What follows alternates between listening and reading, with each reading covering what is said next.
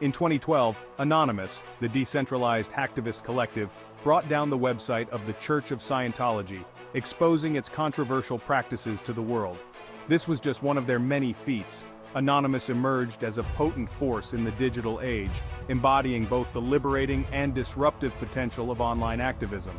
Born from 4chan's image boards, Anonymous evolved into a global phenomenon, challenging powerful institutions. They represented a new breed of activism, unbound by physical borders or traditional structures.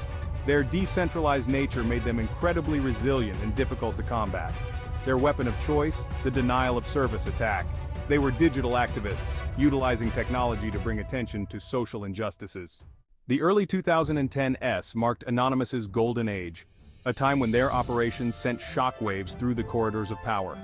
Operation Payback in 2010 targeted organizations that withdrew support for WikiLeaks. Visa, MasterCard, and PayPal were crippled by a barrage of traffic. In 2011, Anonymous supported pro-democracy movements in Tunisia and Egypt. They provided technical assistance, circumventing government censorship. Anonymous breached government websites and leaked confidential documents. Operation Anti-Sec in 2011 targeted government agencies and security firms. Their aim was to expose the surveillance state and highlight privacy erosion.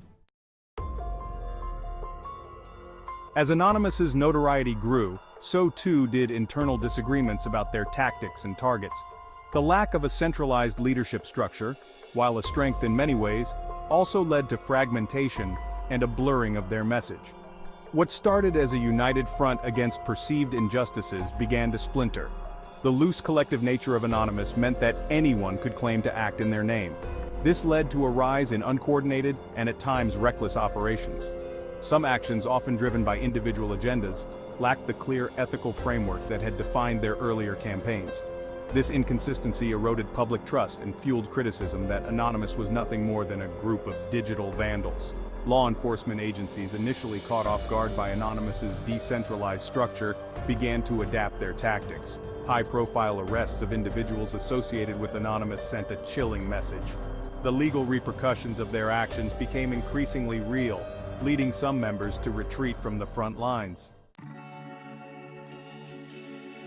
By the mid-2010s, Anonymous's influence began to wane.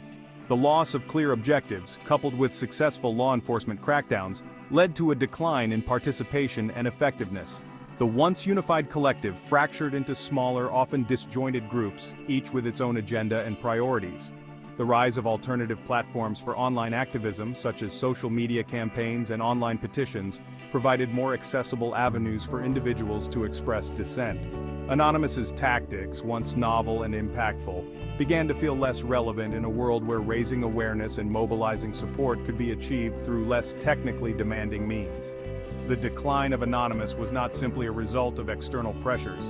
Internal divisions, a lack of clear leadership, and the constant threat of infiltration by law enforcement agencies all contributed to their unraveling. The very nature of their decentralized structure, which had once made them so resilient, ultimately proved to be their undoing. Despite their decline, Anonymous left an indelible mark on the landscape of digital activism. They demonstrated the power of collective action in the digital age, inspiring a new generation of activists to harness technology for social change. Their tactics, while often controversial, forced a global conversation about online privacy, government censorship, and the role of technology in modern society. Anonymous's legacy is complex and multifaceted.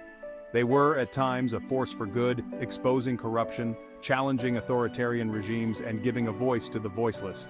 Yet their actions were not without consequence.